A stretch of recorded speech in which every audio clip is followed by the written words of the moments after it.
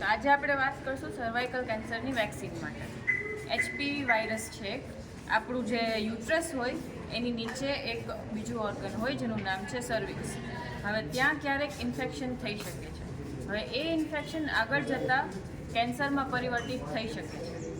એ કેન્સરમાં પરિવર્તિત ન થાય એના માટેની આ વેક્સિન છે જે એચપીવી નામના વાયરસમાં કામ કરે છે. અને ઇન્ફેક્શનથી લઈ અને કેન્સર સુધીનો સમય છે 5 થી 10 વર્ષ સુધીમાં એ આગળ પરિવર્તિત થઈ શકે છે. હવે એ પરિવર્તિત ન થાય એના માટે આપણે શું ધ્યાન રાખવું જોઈએ? પહેલી વસ્તુ તો કે આપણે વેક્સિન લેવી જોઈએ, સ્વચ્છતા રાખવી જોઈએ અને પોષણકારક વસ્તુઓ ખાવી જોઈએ. બધી પ્રોટીન્સ, કાર્બોહાઈડ્રેટ્સ અને ફેટ્સ એ બધું તમારું બેલેન્સ ડાયટ હોય એવું તમારે ખોરાક ખાવો જોઈએ. સ્વચ્છતા રાખવાની અને વેક્સિન લઈ શકાય.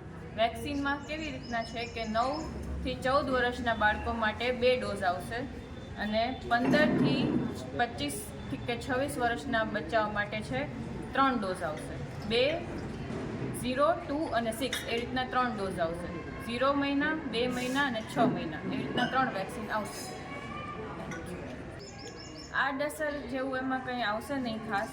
ક્યારેક એવું થાય કે કોઈકને ચક્કર આવી શકે કે તાવ આવે કે એવું કાંઈ થાય, પણ એ બધું કોઈકને જ થાય છે. જેમની ઇમ્યુનિટી ઓછી હોય કે એવું કાંઈ હોય તો એવું થઈ શકે એમને, બાકી કંઈ જ આડઅસર નથી આવી.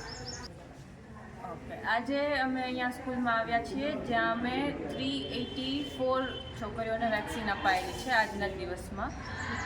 અને આગળ બી અમે આ ડ્રાઈવ કન્ટિન્યુ રાખશું અને બાકી બધી સ્કૂલ્સમાં જઈ અને નાની નાની બાળકીઓને બધાને વેક્સિન અપાવડાવશું.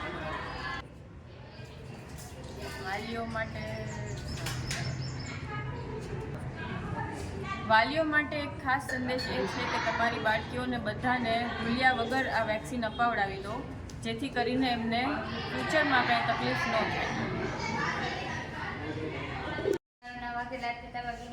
અમે આરએસઆઈ હાઈસ્કૂલમાં ભણીએ છીએ.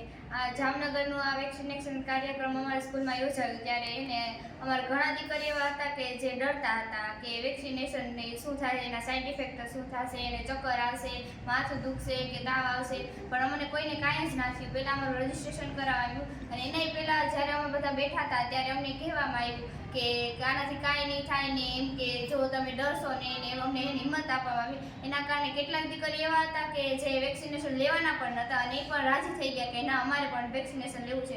એની સંખ્યા પણ અમારા સ્કૂલમાં વધી ગઈ છે વેક્સિનેશનની સંખ્યા. અને અમે જ્યારે લેવા ગયા ત્યારે કેટલાક દીકરીઓ ડરતા હતા કે એને ઇન્જેક્શન નથી દેવું ને એમ. તો ત્યારે જે રિલાયન્સ કંપનીના જે ડૉક્ટરો ને એના જે સેવા કરનાર છે ને બધા, એને અમને સારી હિંમત આપી. અમને એને સરળતાથી ઇન્જેક્શન કયા દઈ દીધું, અમને ખબર પણ ન પડી. અને આ કાર્ય બહુ સરળ રીતે અને સારી રીતે થયું છે.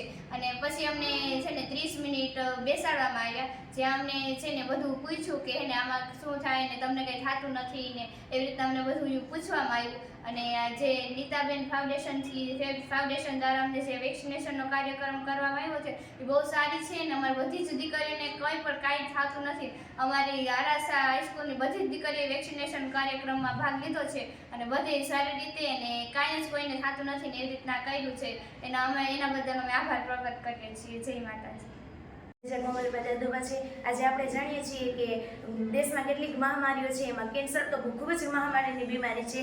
તેમાં કેન્સરમાં એક સ્ત્રીઓમાં અને કન્યાઓમાં એક વધારે કેન્સર જોવા મળે છે.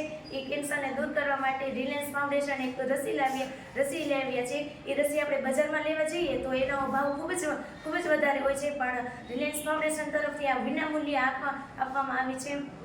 અને બધા એવું કહે છે, કેટલીક એવી અફવાઓ ફેલાણી છે કે આ રસીના કારણે કે કેટલાક સાઈડ ઇફેક્ટ થાય છે, પણ આ તદ્દન ખોટું છે. આનાથી કોઈ બી સાઈડ ઇફેક્ટ નથી થતો. અને આ જેટલી વ્યવસ્થા હતી બહુ સારી હતી. અમને અહીંયાથી નાસ્તો પણ આપવામાં આવ્યો છે. અમને નથી ચક્કર આવ્યા, નથી માથું દુખી, એવું કાંઈ અમને એક પણ સાઈડ ઇફેક્ટ નથી થયા.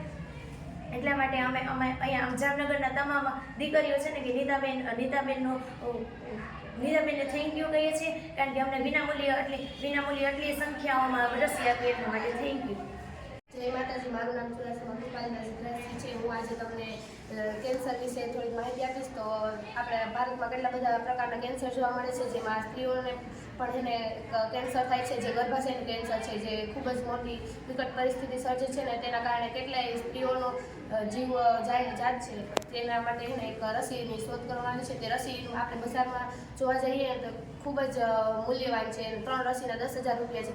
પણ આજે આપણે રિલાયન્સ ફાઉન્ડેશન તરફથી નીલાબેન અંબાણી તરફથી છે ને તે વિનામૂલ્યે આપણે દેવામાં આવે છે. તેના માટે અમે તેનું અભિનંદન વ્યક્ત કરીએ છીએ કે આવડી મોટી સંખ્યામાં દીકરીઓને રસી ફ્રીમાં આપે છે. અને છે ને આપણે રસી અમે આપી દીધી છે તો અમને કંઈ સાઈડ ઇફેક્ટ થયો નથી, કંઈ માથું દુખતું ચક્કર આવ્યા નથી. એટલે બધા વાલીઓને અમારી જાણકારી આપીએ છીએ અમે કે તમે તમારી દીકરીઓને આ રસી અપાવવા માટે પ્રેરિત કરો. કોઈ પણ દીકરીને એમ ના કહો કે તમે રસી ના અપાવો, કારણ કે આ સારી જ છે સ્વાસ્થ્ય માટે. અને અહીંયા અમારા સ્કૂલમાં વ્યવસ્થા કરવામાં આવી હતી, વ્યવસ્થા ખૂબ જ સારી હતી. ત્યાર પછી અમને નાસ્તો પણ આપવામાં આવ્યો છે. એ માટે જાતે બનાવ્યું ને? હા. કેટલી મિનિટમાં બનાવ્યું? 5 મિનિટમાં બનાવ્યું. વાહ, કેટલું સુંદર છે ને, લાગે મને પૂછ્યું 5 મિનિટ પૂછ્યો પૂછ્યું કે તમે શું એક્ટિવિટી કરો છો. તમે મને ઘણું બધું કીધું.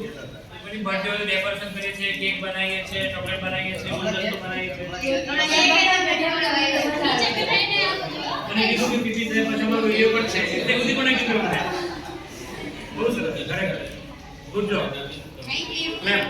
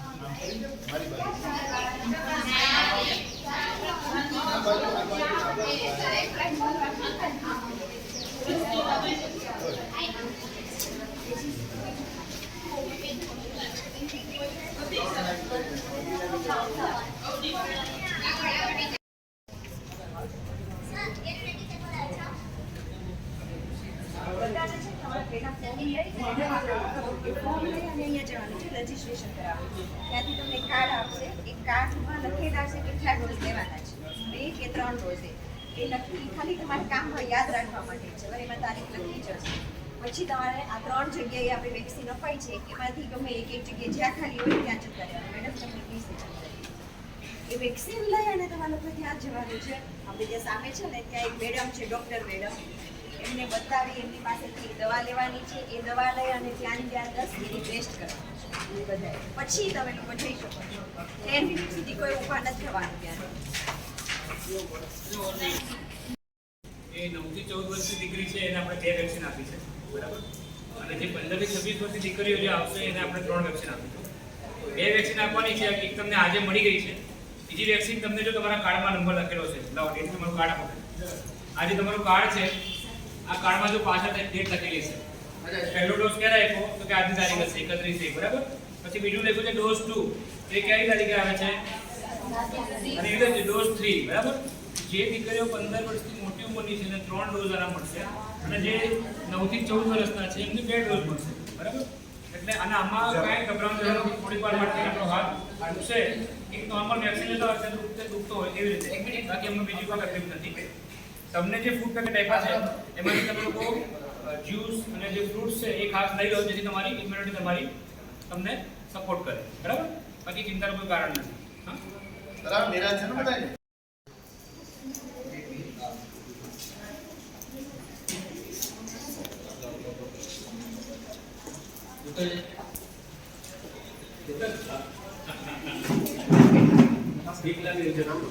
અલકાબા જાડેજા, કૃપાલીબા, શ્રદ્ધાબા, નાસ્તો કરી દેજો બધા. ઉર્વશીબા, તો લાઈટ પ્રજ્ઞા, લઈએ તો પિતાબા, દ્રષ્ટિબા.